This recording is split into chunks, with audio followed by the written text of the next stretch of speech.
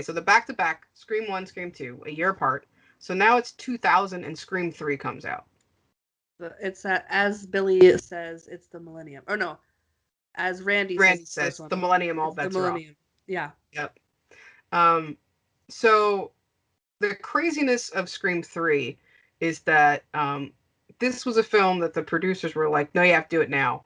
And nobody was really ready for this film, which is kind of strange considering how.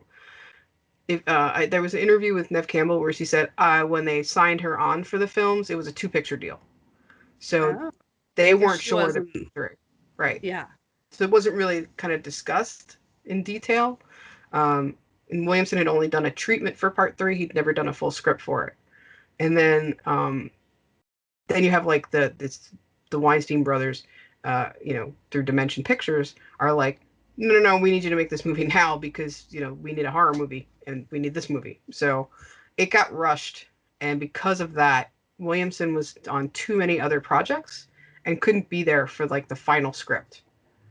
So you have like 3 writers on this movie. Mm-hmm.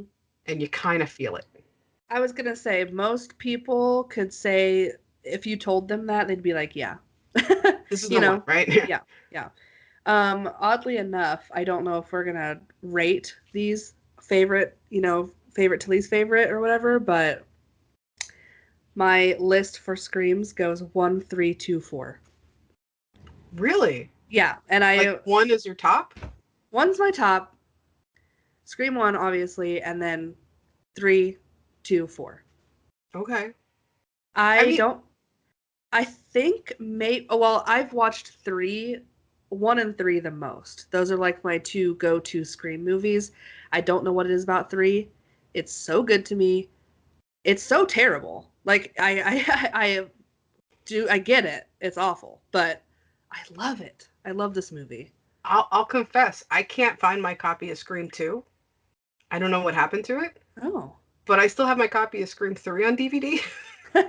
Because I was watching that one more, I guess. I think I watched that one a couple of times, where the second one, I think I lost it in a move and didn't even notice because I wasn't going back and rewatching it. But I guess it's just because Scream 3 goes kind of haywire. It goes kind of wonky. Wacky. Yeah, it's like it's not what you would expect. I mean, none of these movies do what you expect them to do, but right. Yeah, it's this left one field really at times. goes. Yeah, and yeah, it's it's falling apart, but at the same time, you're like, at the end, I was kind of like, no, I still liked it though. Yeah, it's fine.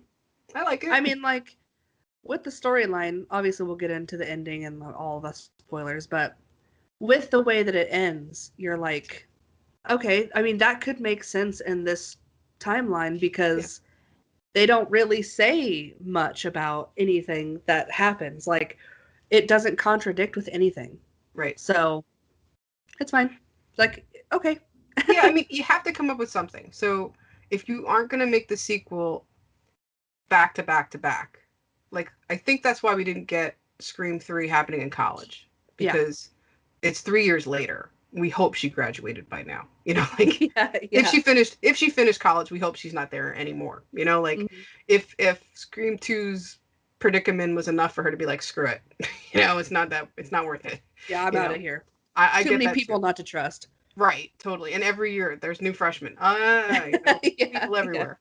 So I could get that. So either by this time she would be nowhere near college. So that, and what is she, you can't, I'm not going to believe that Sydney's going to go to grad school. Yeah. It's 2000. If she did, it was online. I don't think she was going in person. True. My own little backstory, I guess, all of a sudden on Sydney. But we're getting very serious about this. I know. I do love, though, the beginning of the film where she's like in this kind of self-isolation. Yeah. That's what I love so much about this movie, is that they thought, well, honestly, where would Sid go? And she's living in the middle of nowhere. She telecommutes for a woman's, domestic violence helpline. Yeah, exactly what you'd think she would do. Yeah, it all makes sense. So, okay, she must have finished her degree. She's, Yeah. social worker. She goes by a different name. She has like that alarm system. Like, it's almost like not as badass, but it's almost like what they did with Laurie in the remake of Halloween. Like, she isolated herself. She's like, I'm not gonna deal with it. Like, I'm gonna totally change my life so he can't find me. Or whoever, you never know who the killer is in this one, but This would almost, if this was the same, like if we were doing like Halloween to Scream and then Halloween, I guess it would be almost H2O, yeah. to Scream 3. Um, this could be a middle point for the Laurie Strode we see in 2018, where she's Yeah. not totally like recluse, Yeah. but she's got no reason to be out in public anymore. Like she's isolated on purpose, but she's not quite like She's not crazy quite woman with a shotgun apocalypse yet. yet. Yeah, yeah. Yeah. I love that Laurie Strode though. Don't get me wrong. Me too. Oh my god. Fucking love that movie. Oh my god. Ooh, Can't wait for Kills because I don't know me either. why, but I have to see what they do. Me too. I have So- to. and I'm not okay. We have to have a Halloween conversation, another Yes, episode yes. apparently. But like, I'm not a huge like anything after Halloween 3 person. No. I will say quickly that H2O is my favorite Halloween movie. And I've heard you say that before, so I'm like, I can't say I'm there with you on that. But But no one can. Not a single person can. I do know a few people who have a love for that movie that I don't get. But I don't. I'm not even a huge Halloween 2 fan, and I know that's gonna like. I'm No, gonna I'm get. not either. It's like fine. Oh, we're getting off subject. I gotta Yeah, I know. I gotta Totally. come back. I gotta come back. We'll do that'll be a whole nother. We'll rate Halloween movies or something. We'll have Oh to. yeah. Okay. Let's just do like a franchise day. Yes. We got some brainstorming going on. Yes. There'll be a part 2 to this, guys. Don't worry. Yes. Okay. So we've yet to tell you much of anything about Scream 3. I apologize. Scream 3. I kind of had a feeling this was gonna happen. Three Scream movies, 3, man. these are all good, like even the bad. If we're gonna say there's a bad movie in this, we have to say Scream 3 is probably the candidate, but it's still a good movie. It's still very watchable. It's a train wreck in some ways because maybe it doesn't feel authentic to what was proposed for what Scream 3 could have been, because it's probably like the third storyline that they came up with. But it works. So Scream 3 revolves around the world of they're making Stab 3 or Stab 4? Stab 3. 3, yeah. And so this is a Hollywood-based movie. So where we've had like the high school movie, we had the college movie, now we're in the Hollywood movie. And it's the world of the Stab being made. And because Stab 3 is being made and because we're living in Scream 3, this is all about the trilogy, and 2000 was the year of trilogies, like everything was all like as soon as we hit the 2000s, trilogies was a thing for more than Star Wars. So this is the big setting. And because of that, we have our returning cast again. Not really anybody from part 2 that wasn't from part 1 comes through, which I thought was a little interesting. I kind of almost thought we'd see more of that seep in. Yeah, but none actually. There's not a single one. It's just, and it's the same with, it's that Scream, the original core. Yeah. Go through all, which we're going to see in part 5 too eventually, apparently. Yes. So, but okay, so we have Dewey's back, we have Gale's back, and we have Cotton. And Cotton. Yep. So, and I love what they do with Cotton's character. So we have this great intro of Sid in her new life, and then we get to find out what Cotton's up to, also in Hollywood, or in California at least. Yeah. And he's become kind of a shock jock, like a like he has his own 100% Cotton show, which is such a great name for it. I love that. So silly.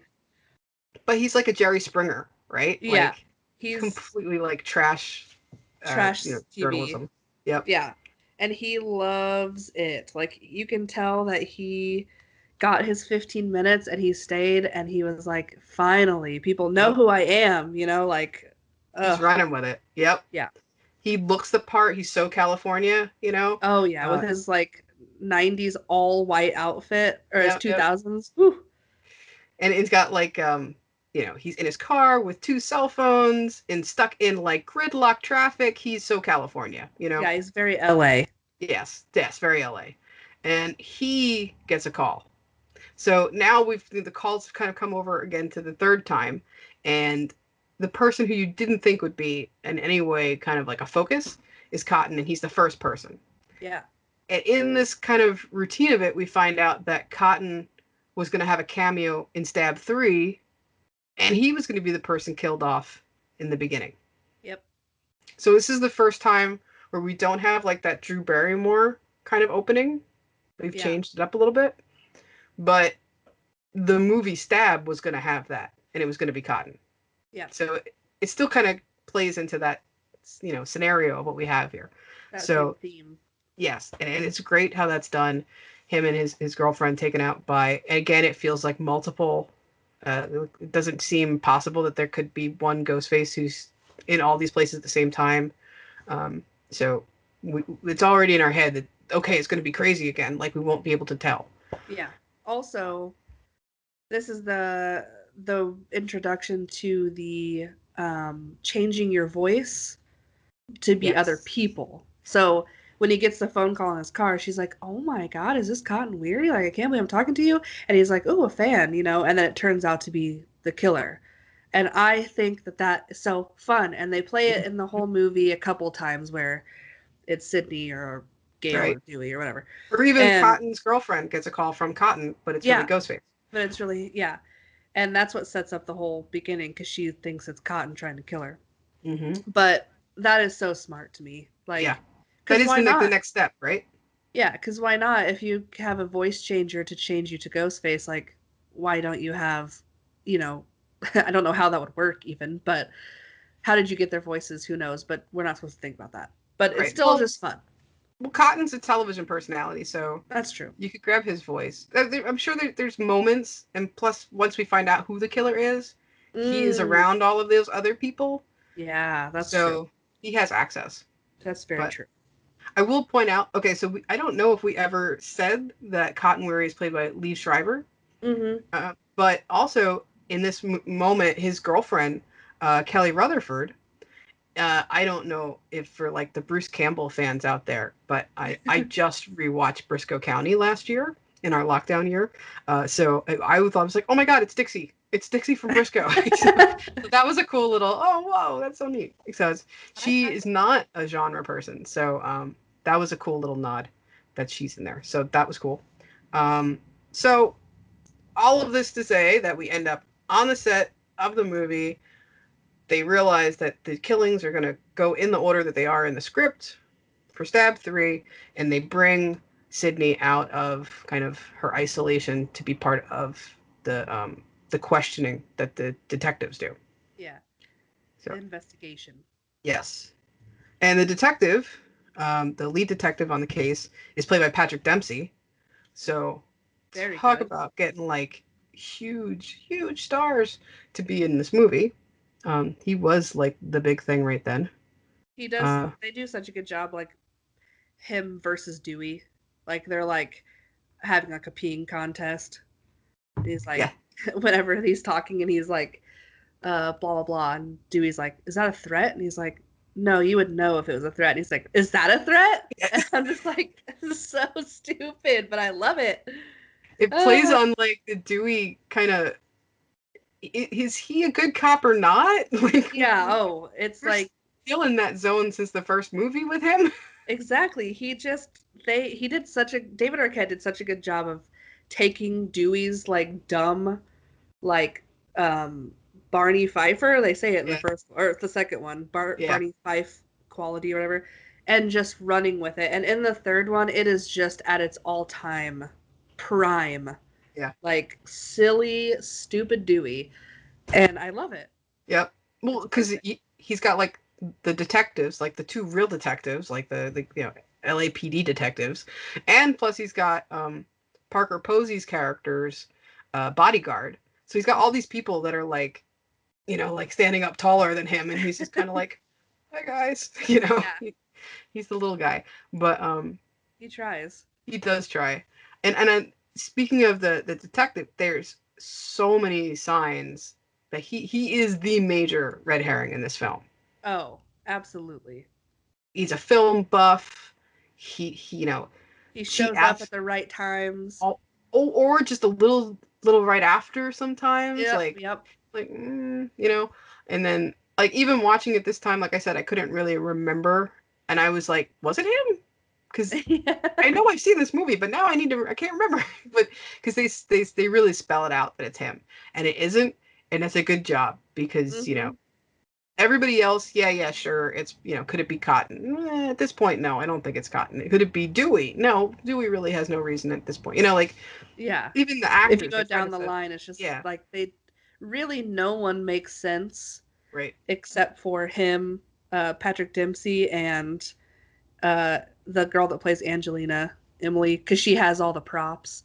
right. And that's like the most in your face red herring. Like, Oh yeah, uh that was oh, like, she stole all this stuff. Like, what is she doing in there? And it's like, but you always have that thing in the back of your mind that's like, would Wes Craven be funny enough to just make her the killer because she's had all the shit? right. Like, Or is so that it's just like just is in it too in your face? case? Yeah, Yeah, like we just want to throw another one out there just in case. But yeah. um, yeah. So I just think his character's awesome. How there's even a moment because you can again Sydney's not trusting him, so we don't trust him, right? Hmm. And she says, "Well, what's your favorite scary movie?" And he's like, "My life." And it's like, "Ooh, Yeah. that's a Oh, killer line."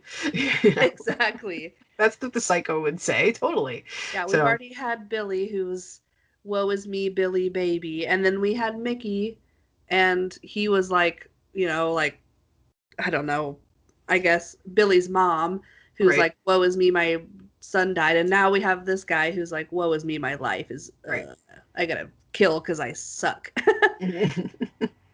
It's what, yeah, it definitely would have made sense, but luckily for us, it doesn't go there because it's not as easy as that ever. Yeah, it's not as easy. Um, let's see, like, let's talk about. So obviously, a lot of the cast in this film, instead of being friends, they're the actors playing the people from the Stab movies.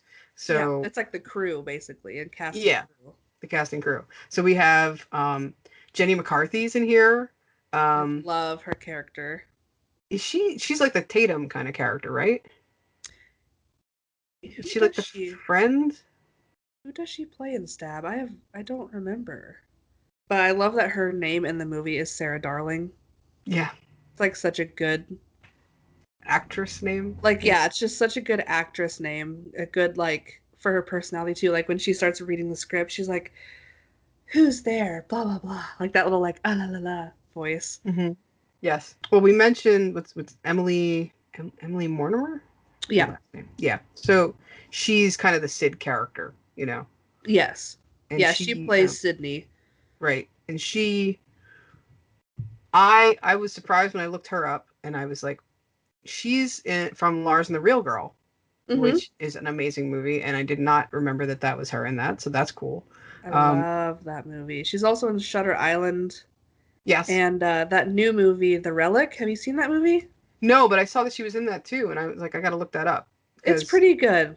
yeah, It's very like paranormal, like fantasy horror.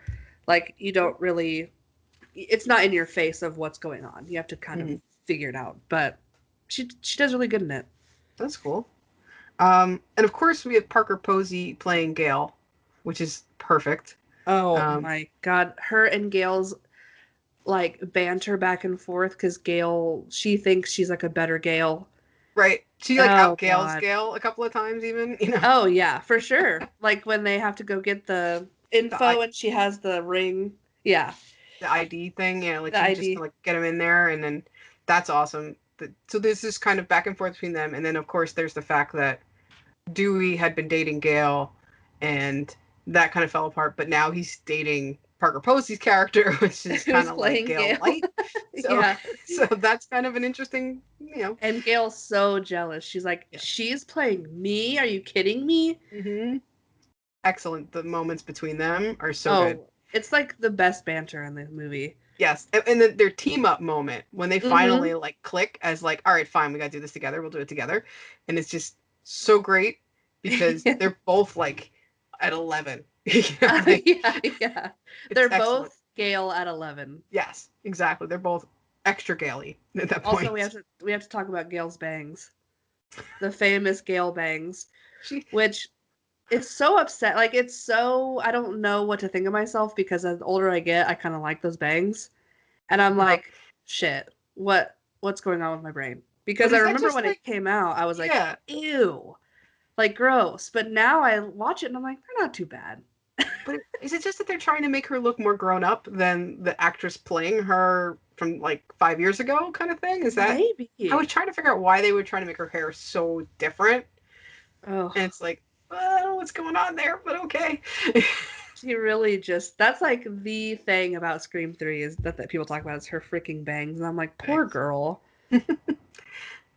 And like the dichotomy with her and David Arquette is like there's the discussion of how the evolution of their relationship off camera is the same almost as the Uh, evolution on camera. yeah, Because absolutely. I think about that all the time. I'm like, yeah, at this point, they were like divorced or separated or whatever, and then like back and forth. But I love the evolution of Dewey and Gale hmm because they have that cute little flirty banter in the first one. Then the second one, they had broken up, and she wrote a book about him and included all of his stupidity, and he's like trying to call her out for it. hmm And then they're like, never mind, we're in love again. And the yeah, third one, they're broken up again, and then she's jealous, and he's like kind of annoyed with her the whole time. He's like, typical Gale, when he finds the camera, and he's like, typical Gale, you suck, everything about you sucks. And then they get engaged at the end, and you're just like, what is this I, relationship?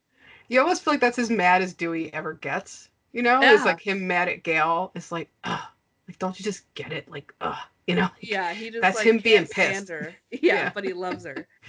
Yes. Oh, Yeah. That those the three of them together are such a like it's a a great fun. little side story to the main plot. It's like, and it's very separated at times. Like Sid's got her own story going on Mhm. because she's on the other side of the, trying to find out what's going on and being kind of almost, they are almost intentionally isolating her at times in the Yeah. story because again, she becomes this red herring again.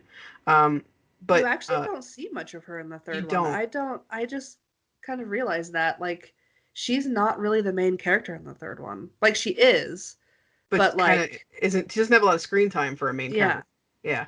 You almost easy. want, as I was thinking, like, oh, well, she's trying to find out more about her mother because there's the images that Ghostface is leaving pictures of Sid's mom Mhm. at the crime scenes, and they're, but she's not the one who's figuring it out. It's actually the Gales that are figuring it out. Yeah, the Gales. Yes, and there's a, okay. We'll get our cameo moment for this one. The great cameo in this is Carrie Fisher, Yeah. is the woman in charge of the kind of like archives, in the underbelly of the studio system, and she's the one who tells them the whole backstory that, oh Yeah, she yeah, has the Sydney's bribe. mom, yeah, like, the, well, we're gonna bribe you with like, what was it, like It's $50, like and she's like, are you kidding me?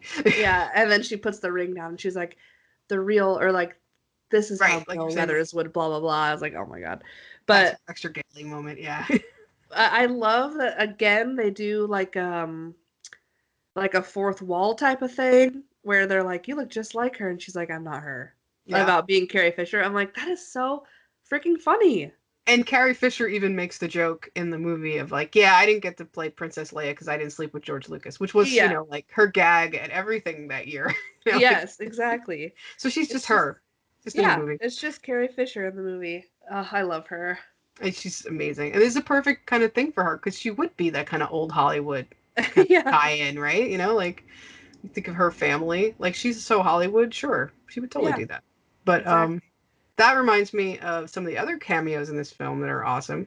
You have Roger Corman is the producer, or he's the executive producer of the movie Stab 3. Mhm. And there's a great scene where he's kind of questioned about, or he's questioning the director, or, is you sure you want to have so much violence in this film? Like Roger Corman saying, are you sure you want violence in horror movies? So And that's you're a, like, that's yeah, good. yeah. So that's a nice little nod. Roger Corman's the executive producer. The producer is Lance Henriksen. Mhm. Talk about horror royalty, like Aliens, Near Dark, Pumpkinhead. Um, God. just like he's perfect for this because you're like, well, oh my god, like he is, you know, just intimidating too because He is. he's another one that it's like you find out all these things about Sid's mom, and from back when he was the director of the movies that she was in, when she was trying to be an actress, and all of the aftermath of that in the crazy, bizarre, sordid '70s stories of Hollywood. And he's so sinister that just the way Yeah. he looks at the camera normally, that he's perfect for that. It's kind of funny because it's almost like Roger Corman would have been the director of the movies that Sid's mom was in. You almost think, but Yeah, right? so that all works together in some weird way. Ugh, Who else do we there's have? so many. My one of my favorite cameos that to show my husband was Jay and Silent Bob. Yep, that was the next one I had on my list. Yep. Yeah, I was like, wait to see if you recognize like who this is. Like obviously he's going to, but I'm like, wait till Yeah. you see who this is. And he's like, what? He's like, Yeah. What why are are they they in doing this? I'm here? like, I don't know. But he's like, oh, cool. The Scream universe is in the Jay and Silent Bob universe. I'm like, that would be very funny. Yeah, they kind of like that's two worlds that you never thought would coincide. Yeah, That but probably was around the time they were making Jay and Silent Bob Strike Back, Beck, yeah, and I they were bet. Weinstein people too. So Yeah, I was gonna say they're probably just using the Hollywood like set. hmm They were probably actually in Hollywood. And they're like, you want to just be in this movie? That's funny. yeah, that would be funny, right? So yeah, that's a perfect little. And Gail just flips him off. He's like, it's Connie Chung. Oh, it's so silly. That is a good moment. Um, okay, so we also have so the director of the film is played by Scott Foley, right? Mm-hmm. He's um From much else. yeah, I think he was in Felicity. That's about it Oh. I had. Oh, he So was this also in is Cursed. Weird. what was Okay. it? Cursed. He was in Cursed? Yeah, I don't remember him being in that movie, but I'll take it. Sure. Okay. Interesting. Um, that is interesting. Well, that was also Kevin Williamson's script, right? So this was supposed to be. So I guess it's all in the same world, Wes Craven. Yeah, it's all the same universe. Yeah. So so this is where the movie gets kind of wacky with kind of where we go with the story. And this is the departure kind of the kind of the Scream way. This is the first time that there's only one killer. Yep.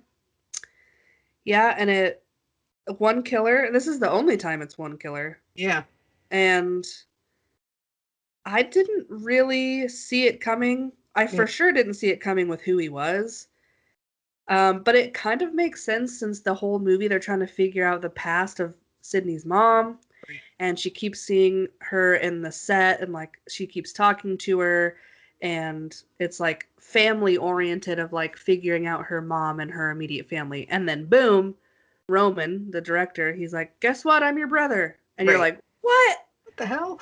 Which is like the weirdest turn. But like I said at the beginning of this conversation, I didn't want to give any spoilers, but it's fine. Like Yeah. they write these movies so it's anything could be fine. Like hmm that's fine. Like it doesn't contradict anything. Yeah. It It works in could the be, world. yeah, Yeah. it could be a thing. So I'm just like, okay, that's fine.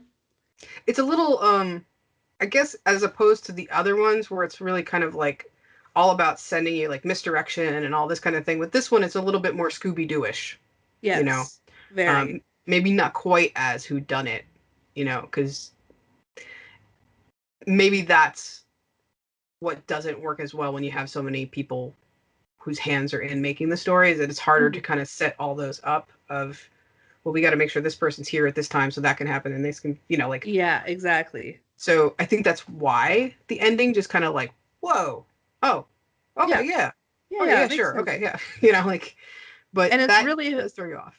it's really fun too when they're having the like you said the this is why I'm the killer. Here's my moment. hmm When he's talking and Sydney just says, "God, I've heard this shit before." Like Right.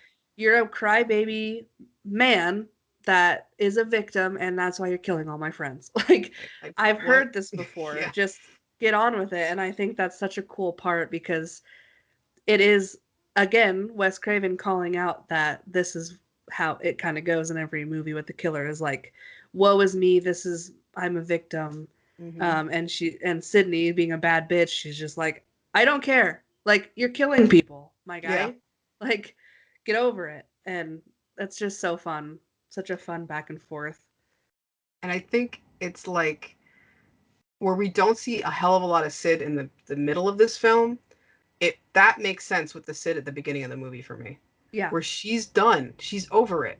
you know, like you need to move on because she's moved on, you know, like, Yeah, yeah, and she's just like, catch up, man. We got to get past this already, you know, like, so yeah. How he is didn't this get to my have his fault? moment, you know, and No. so she has to deal with it, you know.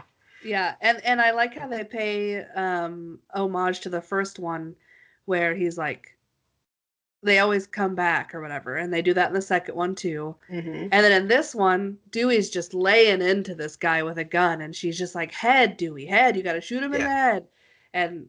And finally, he's like, "What?" And she's like, "You got to shoot him in the head." And he finally shoots him in the head, and you're like, "It's just never gets old." Right. Like the rules of the horror movie from the first one just never get old. You're still stuck with them, yeah, you know, like, even though it's a trilogy and trilogies have their own rules, and we get, so that's the probably the best cameo of this film, is that you get a moment where you get Randy back to kind of Yeah, tell you the story of, because that was the thing that got me in part two of, yeah, but how's Randy going to tell us what to do? You know, like what to know. yeah, They figure exactly. it out. So Randy had pre-recorded a message because he knew he was probably going to die, and his baby sister brings it to them, and he gives you the rules of trilogies, which is basically that all bets are off. You realize you're not in a sequel anymore. You're in a trilogy, and He's like, that's anyone can die, even you, Sid. yep. And when And he said that, I was like, no, they're not going to kill her. you know, and for a minute I thought about it too. Like I remember even the first time I saw it, like, well, I guess that's a way to end the series, you know? Yeah. I mean, what else could happen if she dies, you know? Right. So again, it's like, you know, he even says, you know, backstory is going to appear that never was there before, you Mm-hmm. know, which sets up everything that we learn. And, you know, the killer will be revealed. So we still get that moment of Randy Yep. helping us guide through the path, as it were. Randy being Randy. Yep. And we need it. We need it. You know, it's Yes, part of the cycle. So, it okay. is. Why is this one important? So I'm going to say, again, it's that we're seeing the progression of Sydney as a person. You know, we're Mm-hmm. getting a full arc on her, and again, we have maybe not Kevin Williamson, but we have most of that behind the scenes as well as the Cork coming back. You know, we got Wes Craven helming it. All of those things are important because this is a trilogy now. For him, he had never done 3 movies in a series, so Mm-hmm. that's impressive in his career that he saw this through. Yeah. So that's great. And we're addressing the whole trilogy thing, just like we did with sequels before. And because we're in the year 2000, they do put a little bit of this commentary in there of, you know, violence in media and how does it affect kids, and and we've been talking about that in Scream since the first movie, you know. Yeah. So I think those are kind of like my little capsule. Anything else you think about Scream 3 that makes it special and still important today? I agree with you on the seeing Sydney. It's important to see how she was after college. Mm-hmm. The isolation, just how it affected her, and then also it kind of gives an end to her past with her Mm-hmm. mom. It gets to close that up. Uh, Obviously, they did it in like a goofy way, kind of. Not goofy as in funny, but like goofy as in kind of weird with the pictures and the past being an actor and all that stuff. But I don't know. I think it was important to look at a more campy Scream too, because they're Mm-hmm. all like 90s camp, but this was like very 2000s camp. Mm-hmm. And just to see what different ways we could do Scream. And it still works. Yep. Like, you can do it a different way and it still works. So, Yep. Well, and that's totally true when we get to the last movie we're going to talk about tonight, which is Scream 4, Scream 4. which I am going to say right now, I remembered not liking when I rented it all those years ago, in 2011, as it were. Um, I was blown away. I think after watching the trilogy of the sequels, Hmm. I think now Scream 4 is number 2 on my list after Scream. Heck yeah. I I was like, love this that. is an awesome movie. I love this. This is so smart. Out of I a series of smart, this is so smart. Yes, I agree. And I exact same way. When I first saw this, I'm like, okay. I mean, it's fine, but it's just not as good as the others. That's what I Right. thought. Exactly. I was like, But then, like, I would say I already told you as my favorites were 1, 3, 2, 4, but I would say 2 and 4 are kind of equal. Like I Hmm. love them both. I don't love 2 more than 4 or 4 more than 2. Like they're just kind of there. Hmm. And I didn't like it at first. I'm like, that's fine. I mean, did I need a Scream 4? Not Right. really. But then after watching it, I'm like, they really do touch on so many things of the other movies Mhm. in a more modern way, and they did it so cool. Like it just was so fun. Yeah, it plays on everything. It it's timely. So in 2011 to make a movie, like what were you going to do next? You've done sequels, you've done trilogy. How about remakes and Yep. reboots? And in Remakes, 2011, reboots, and found footage kind of touched on in there yeah, I too. guess even gets found footage, but it's like that is everything that horror movies were, right? Uh-huh. In the 20 teens as it was. But Yeah. it's just so smart, and I think this time what got me was the movie within a movie within a movie within a movie open, Yeah. which was fucking awesome because It was so smart. And it was kind of scary movie-ish. yes, it's like they're Because parodying themselves yes, and they so over don't the care to top. do it. It's just like this is fine because we've done so many now. It's 4. I mean, at Yeah, this point, every other series, when you get to 4, 5, 6, it's just kind of like, this is a mess. yeah, But this isn't a mess. It's right. just still mocking itself. Yeah, this is like we're not Friday the 13th. Yeah. This is not Jason Goes to Manhattan. This is, this is the remake. This is not. I'm not gonna get into the Friday the 13th remake. That's a whole nother ball of wax. But, Yeah. I mean, I and I'm not. I know we have differing opinions on remakes in general. Um, I have ones I love, but I have a lot that I don't. And Yes. I think this movie explains all of the reasons why. It's Oh, like, yeah, it's perfect on explaining the remake. Yeah, absolutely. Yeah, I have, for everyone who's listening, I have remakes and sequels are fine in my bio because I love sequels and I love remakes. But I do agree with you. There are some remakes I don't like. yeah, So, and this, like you said, this movie is perfect on the nose of why they aren't good or they yeah, shouldn't be done. right, But and there are a lot of remakes that I love that I'm like, I get it. Like that wasn't good. right. But I love it. But yeah, this movie it's perfect. Like you said, they touch on sequels in the second one. They touch on Hollywood and film within a film in the third one, and then the fourth one they revamp up to like remakes and the film classes again, and just rebooting and recycling and the cycle of horror movies. Hmm. It's perfect.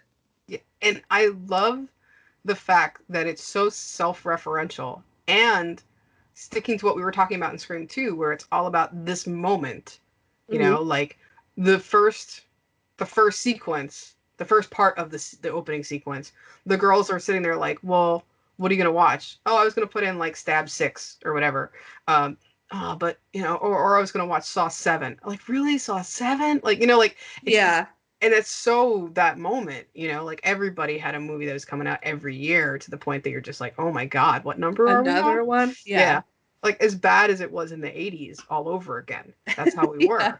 And and it's just I love that the girls in the movie and in so much more maybe not as over the top a way as they were in Scream. It's just like, yeah, teenage girls know horror movies because that's what they like to go see with their friends. And that's Hmm. totally normal. And the rest of the world kind of forgets that that's normal.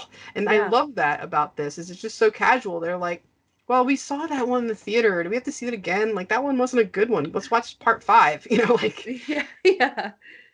I love that kind of breakdown of just this is normal life. And the fact that it has the opening of 6 into the opening of 7 into the opening of 5 and Oh. it's like it just Yeah. keeps going and going and going. And as a fan of like cosmic horror Mhm. like stories like HP Lovecraft and gaming, I love Call of Cthulhu. Yeah. I love a story that does that to you where it's like and then you wake up and then you Yeah. wake up and then you Yeah. wake up. So this is just the film version of it. It's beautiful. I love it. So Yes. the beginning of this movie is the best. Perfect. The I can't even start with the cast. on this film. Because of those sequences, there's like 1 million people in this movie, and they're all like, oh my god, that person's in that. Oh my god, that person's on that show. And oh, how many people from American Horror Story, are in these movies? Exactly. So I can't even, guys. We would be here all night. So we There's a lot will of say that. oh my god, there's so many. But we still have our core back, right? So we still have Sydney, we still have Dewey, we still have Gale. Yep, still have Wes Craven. Wes Craven's still there making this film. Kevin Williamson's back. He totally wrote this one, which was, I think, what brought everybody else like, all right, cool, then let's do it again. We're gonna do it right. In this world, in the movies, stab movies are up to stab 7. Oh my god, which is fair because between 3 and 4, it's 11 years. So yeah, at this point, that would be 4 more movies, and that's doable. That's fine. And I love that it's referenced within the context of the film that, oh my god, they're so bad now. And it's like, well, none of these are about Sydney anymore because she said she would sue them. Like, that's even like part of the canon of this world, which is awesome. And Sydney has written her own book after years of Gale writing the story of Sydney's life and her chasing it, basically. Sydney is I'm doing this myself. Yep. And she's doing her book tour, and she's come back to hometown to do it on, and of course it's going to hit the anniversary. Of course, we're around Halloween, and all of these things are lining up. Yep. Oh, the stars are aligning, and it's something bad's definitely going to happen. Yeah, absolutely. What are some other things about this movie that we really enjoy about it? Scream 4, I really, really like, who is it that plays Marley Shelton, the deputy? Mm-hmm. I love introducing another like kooky deputy to the equation, and Gale's like jealous of her because she makes Dewey cookies, and she's definitely like, got a Dewey crush going on. Yeah, and it kind of makes Woodsboro a small town feeling, kind of. And so it's like everyone knows everyone. We're back in Woodsboro. We're back in the high school scene because we have Sydney's niece, who's played by Emma Roberts, who I love her as an actress. This role is really weird for her though, because usually she's like blonde and she's in Scream Queens and like American Horror Story, and she's like, I didn't recognize her at first. Yeah. I mean, when I watched this in the theater and then didn't watch it for a while afterwards. And when I went back, I'm like, who is that? Like, I know who that is, but she had like dark hair and she was like kind of quiet and like, she's Sydney-esque, like first movie Sydney-esque. Yep. And so I was like, holy shit, that's Emma Roberts. But I really like how it remakes and reboots, and it takes it right back to high school like it does it itself. It like went right back to where it was in the first one. So again, that's the Scream series mocking itself, talking about remakes, talking about reboots, and then it's doing the same thing over again in Woodsboro in high school with the film crew or the film buffs, and paying homage to literally every single thing from the first movie or the first few. And even to the point of, we get to know her niece's friends in the same way that we got to know her friends, because they're the targets now, not her. And, we have like her best friend, Kirby. Yeah, is Hayden Pierce. And she's in so many cool things, but like she's a cheerleader from Heroes, and so we know it's just like when we saw Sarah Michelle Gellar. It's just like when we saw like Parker Posey. It's like all these kind of like key people that you're like, well, she's gonna be, she's gonna survive, right? She's gonna be badass. And she's almost at this point. I think this is some of the first real red herrings I think that are female. Yes. Where you had a little bit in the last one, but this one is much stronger. Yeah, and she is very Tatum-esque also. Right. Like the first scene you see her in is her running a stop sign and someone honking at her, and she's like, "Oops, sorry," and then she's just like, just like crazy like Tatum, But she's also like this badass girl friend. And I love Hayden Panettiere. Like we had just finished Heroes like last week. We rewatched it. I love that. Yeah, she was so good in that. Yeah, and I played Until Dawn with her in it, and that game is just so good. So when I saw that she was in this anyways when I was younger, I'm like, she's so cool. Like, she's just so cool. And I love the online like petitions or like everything for like bring back Kirby and like justice for Kirby, and it's always like everyone loves her, which I love because you don't really get love for the fourth movie of anything. So Right. like everyone who loves Kirby, I'm like, okay, so that means that they like the movie enough to love Kirby. So Mhm. that's cool. Well, I love she's also just as kind of she's just as she's a cool character.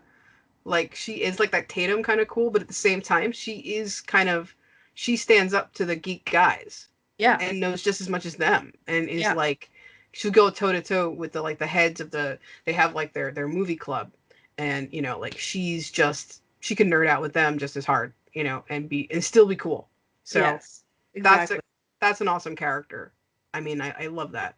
Um, the guys who are kind of like the film geek heads, Mhm. we got like Rory Calkin.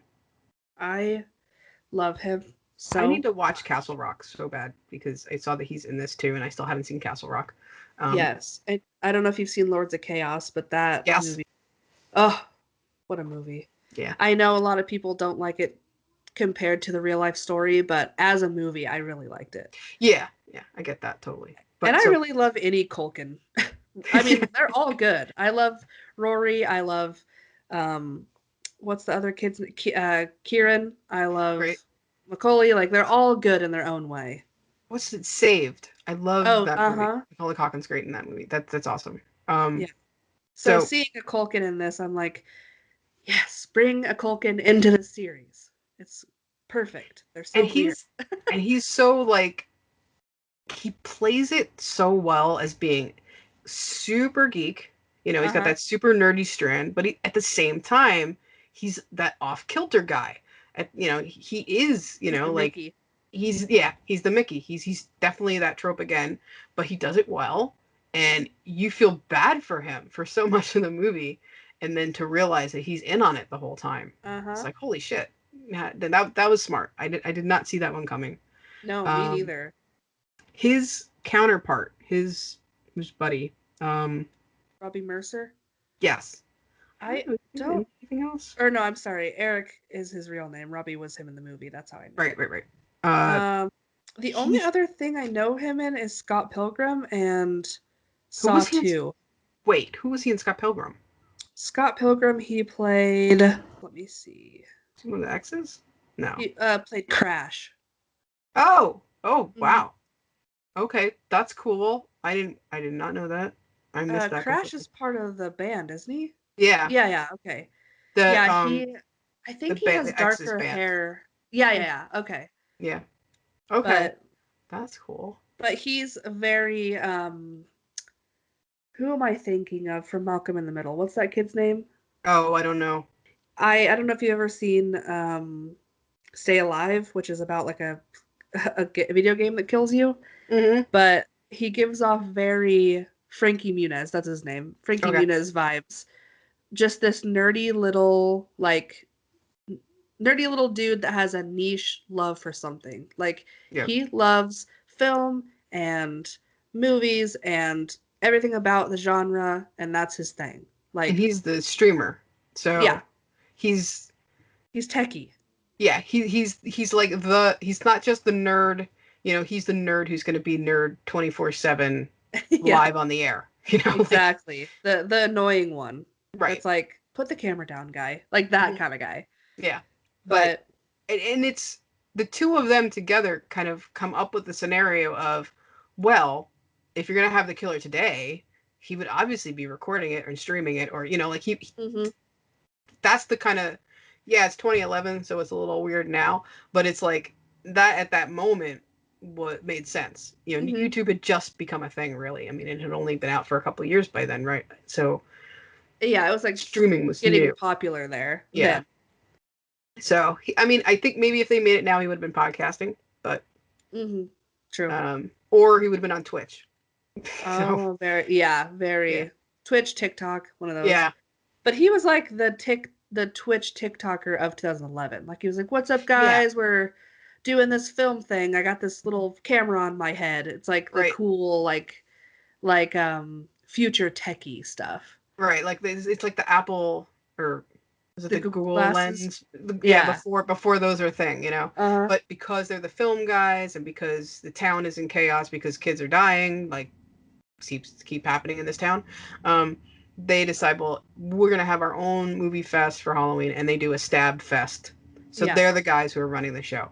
So you have killings going on. You have the high school kids. You have Gale and Sydney really teaming up for the first time for real Mhm. at this point, and it's funny. It's like the age difference is gone. All of a sudden, they're Yeah. equals now. You know, it's like, well, That's I'm crazy. I published didn't even too. think about that. You know, I think it's the book thing. I think it's totally like, well, I wrote a book now too, so I'm your equal. Yeah, Um, and she's like, fine at this point. yeah, seriously, they know each other better than anybody else. So Yeah. they're doing the investigative reporting together. They're finding out about all this. Excuse me, and you know, he's a sheriff now, right? So Mhm. he's the guy in charge, and he's Finally. on it. He's trying to be on it, but it's Yeah. just they're still outsmarting him, and you feel bad because everybody's trying so damn hard this time. They are. And the whole Yeah, time that the actual real like stuff is going on, these kids are like, kind of again mirroring the first movie where they have yeah, like, we're having a slasher party because everyone's dying. right, Like all they want is for Sydney to come do like give us like what did they want? Give a speech or talk to the group or right, like be on camera. And so the whole time she's trying to deal with people dying again because she thinks obviously because of her. The whole right, like theme throughout the whole four movies is like this is all happening because of me. Like she feels right. bad because This is yeah, her timeline, right? like I feel like I'm bringing death to all these people because the killer really wants me. But so while she's dealing with all that bullshit, these kids are like, "Hey, will you come talk about your trauma? Like it's really cool, you're Yeah, here."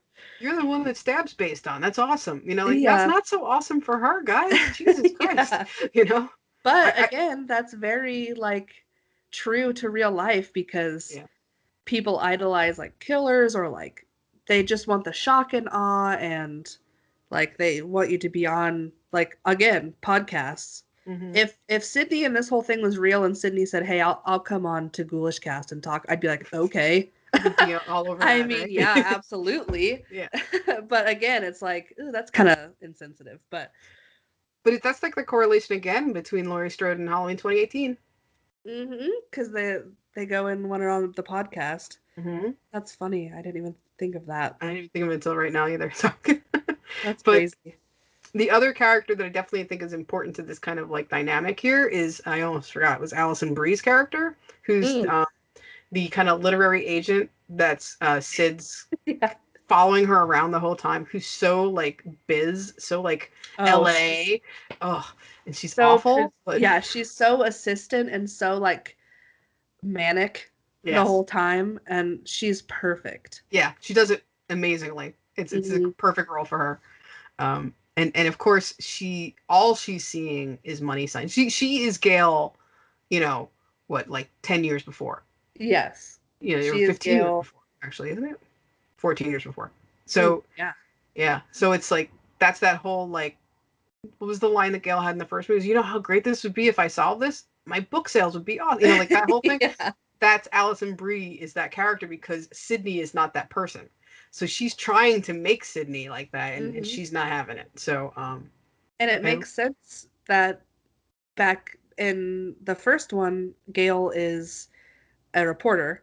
hmm So it's like you said, everyone's watching the news, everyone's watching TV. And this girl is like the assistant and like the helping with book sales and media and like just not like social media at that point, but it was like social networking. We got to get your right. face on everything. We got to do this. And it's Yep. just like the same thing, but It's modern. kind of, yeah, it's kind of almost like where Cotton was even in the last one, where it's Hmm. like we have to plaster yourself all over the place, and it's the book, but the book leads to the doing all the talk shows. Like I've got you lined up on all these shows in New York and blah blah blah, and it's like yeah, it's that 15 minutes thing all over Yep. again. But Sydney doesn't want it, and that's the No. difference. Yeah, but really smart.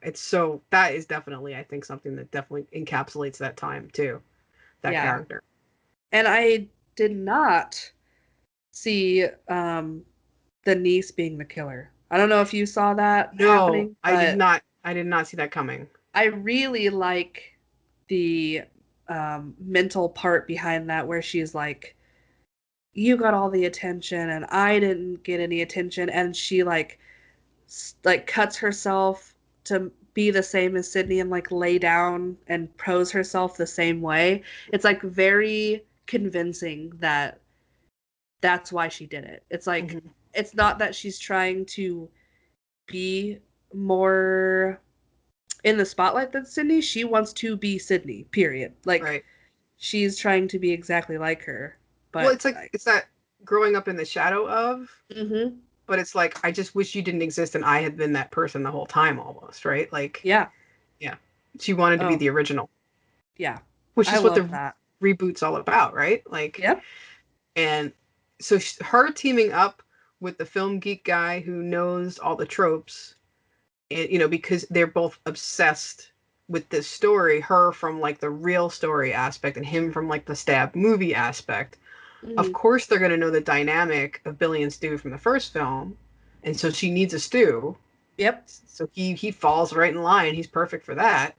And even down to like how calculated of hurting each other so that it looks like that he was a victim and it looks like she was a victim, and setting it up just like how, Identical. oh, like just how Sid's dad had been set up in the first one, and Mm-hmm. like all of that. I mean, it's so smart because once you get to that point where you're with them, you're like, oh yeah, that totally makes sense. Like these kids Yeah. would be obsessed with it in kind of like that true crime and film kind of geek way.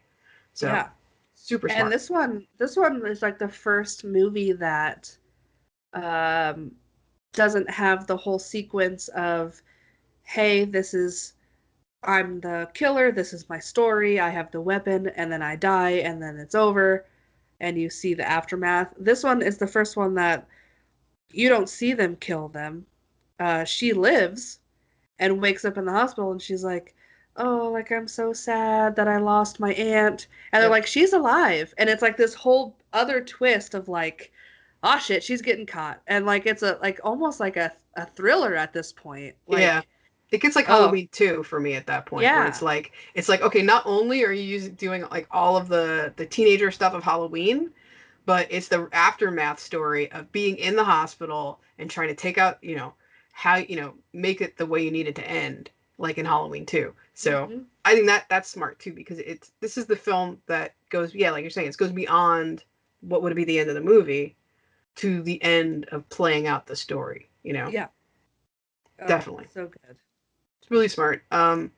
If you have, I mean, if you slept on this movie, or like me was like, I don't, when it first came out, watch it now and you'll have a Yeah. whole different aspect of like appreciation for this film. It is, especially, I think we're in another world of reboots happening again in the last couple of years, and it's kind of, we're in that cycle, and I think this movie is just totally talks to that, and it's perfect. I love it.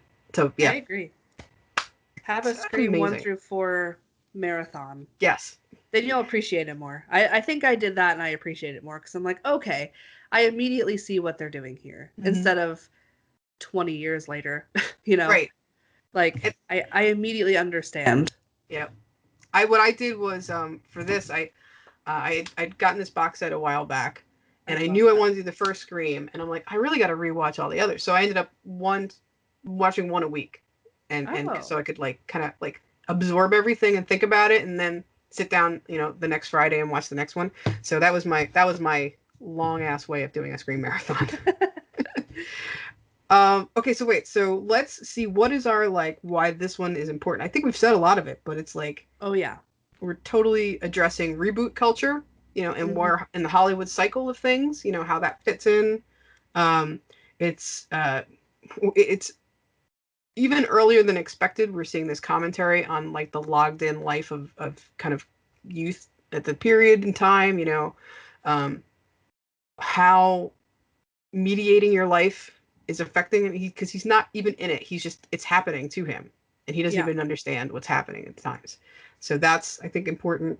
I find this, and for everything we just said about Scream 3, this is a return to form for me. Like, this is like Scream 3, like Scream 1, Scream 2, Scream 3, Scream 4. You know, like it's like, Yeah. okay, cool. Let's get back on the horse. You know, let's get this, like, you know, all cylinders going, everybody back on board, and that's amazing.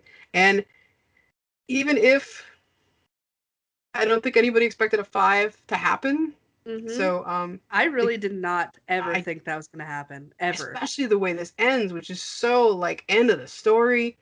And Um, I mean, and then there's like so many great lines that like the whole point of like, you know, there are all the things that they talk about reboots, and then, and, you know, there's a great moment where Sydney looks at her niece, who thinks she's done it, and thinks she's gonna win, and she's just like, I just love her looking down at her. You forgot the first rule of reboots is don't fuck with the original. Like, you know, uh-huh.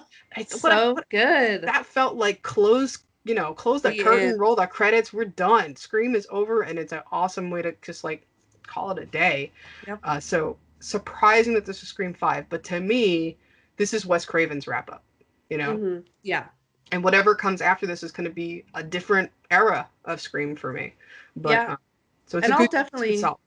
yeah, and I'll definitely be able to separate the two. If I end up not liking Scream, I think that I'll be able to be like, okay, it's fine that it's out there, but the Scream 1 through 4 is like the original. But if Scream 5 somehow freaking blows my top off, It's possible. then we have 5, and that's cool.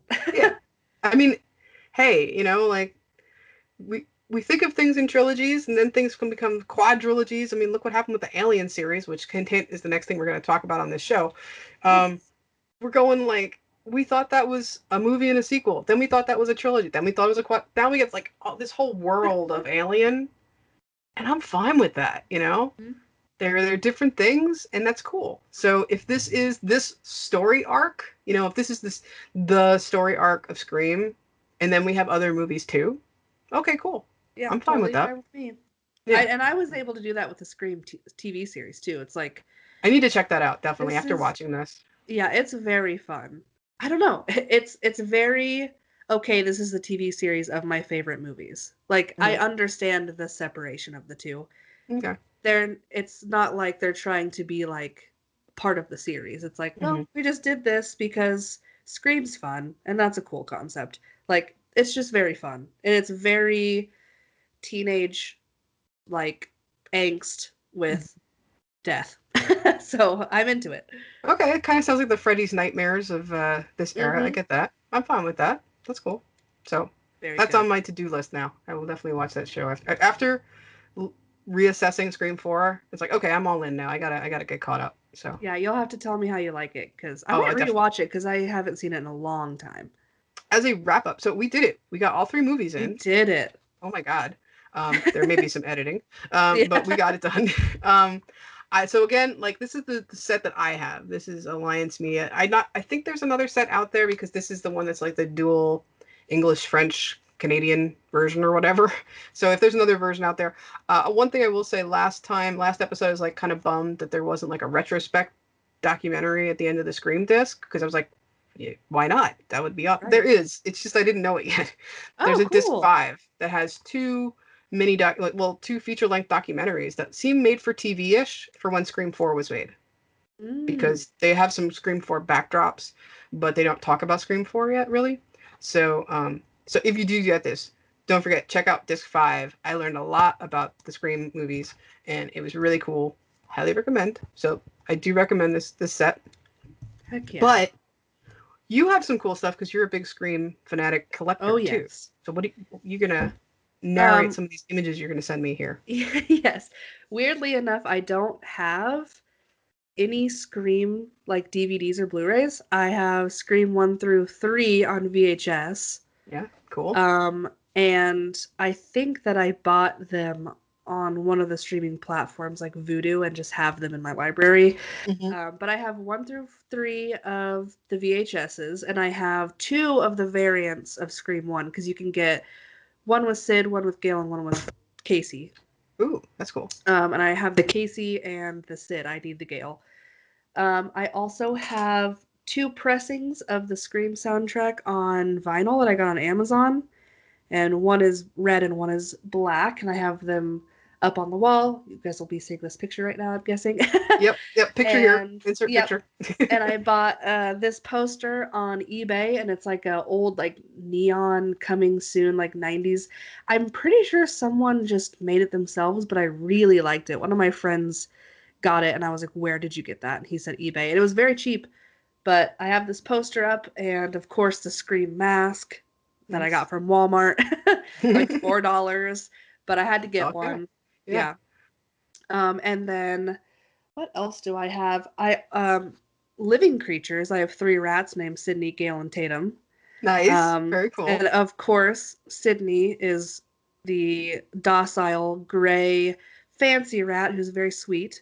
Tatum is the rambunctious one who's blonde and she is silly and hops around. And then Gale is the absolute nightmare rat that is mean and tries to bite me. And I don't know how it worked out so perfectly for their That's pretty accurate. names. That's pretty good. Yeah, Yeah. it's crazy. But those, I think that's all of my Scream stuff that I have. That's I have all very my cool. props up too for my movie party, but Nice. I believe that is it. Yeah. Very cool. Well, I want to thank you so much. I mean, it took us some working Some it out. finagling. Yeah, I Yeah. mean, but we've been talking about this for like 6 months, so I'm glad we Oh, finally yeah. did it. Yes, me too. This was very fun. I can talk Scream all day, and it just makes me like want to watch it again. Yeah, Yeah. definitely, totally. And you will definitely have to come back, and we're gonna have to we're gonna hash out what it is, but we're gonna have to do more because we could go on tangents all night. Yes. And it's quicker than us tweeting at each other. So Absolutely, it is, and more fun. yeah. So I got to know you from something ghoulish. Hmm. This something ghoulish cast, and I unfortunately, I mean, I fortunately got to be a guest on the show, but unfortunately, it was just me and Anthony. I didn't get to be a I guest know. when you were on the show, so I missed you my episode. I was bummed. Yeah, I So was fun too. I think we finally made up for it, though. We did, and some a little bit. Yeah, extra. There will be editing. Yes. um, but let me take a moment here and let people know how they can follow you, where they, what should they follow so that they can hear more from you about your love of movies. Yeah. So I am Oh She Spooky. So OHSHESPOOKY on Twitter, Instagram. Where else do I have that? I think that's it. I don't have a Facebook because that's boring. Um, I get that. but I also do correspondence with Something Ghoulish. We just revamped everything, as you know. So we don't have any interviews out right now with me, any new ones anyways, but somethingghoulish.com. We have, well, I guess we're changing Yeah, I was our gonna say other, ghoulishmedia.com. yeah, But ghoulishmedia.com, but brand new website. yeah, yeah. So if you just type in Ghoulish Media on Twitter, it should come up, and on Instagram. But yeah, I do correspondence there and interviews and talk fun things. I was also doing interviews for Ghoulish Cast, which I think is still up on the podcast app right now. Mhm. And those are going to be transcribed onto the Ghoulish Media website soon. So the old ones you can read and look at. But that's what I do. All my spooky stuff. And are you game online too, right? I used to. I haven't just because I work 10-hour shifts now instead Yeah, of eights. your Um, schedule's a little wacky. I get Yeah, that. but I am Oshi Spooky on Twitch, and I watch a bunch of people. So if you guys have a Twitch you want me to follow me Mm, on there. I'll follow you back. there you I go. love spooky stuff. Cool. Well, this was an awesome chat. I'm so glad that we got this to work and we figured it out and we Yeah, got to spend some time just talking about some great movies tonight. the So best franchise ever. it's it's up there. I can't say it's the best because I You're like, I uh-oh. I have said that so many times on this show that people know that at some point everything's not the best. Fair. Because my Romero films, the Romero Dead trilogy, Right, and right. that's my heart. True to your heart. And Nightmare on Elm Street. So that's my Wes Craven love. So There you go. it all That works. works. Yep. So it's all good, and I love when we get to hang out and talk movies. So this was perfect. Thank you so much, Danielle, and Thank you thanks for so having me much. on. Well, no problem. And like I said, we will definitely figure out another topic for us to tackle one day. And Absolutely. I'll be back. awesome. So thanks you guys for hanging out with us tonight, and we'll see you next time on the Horror Academic. Thanks.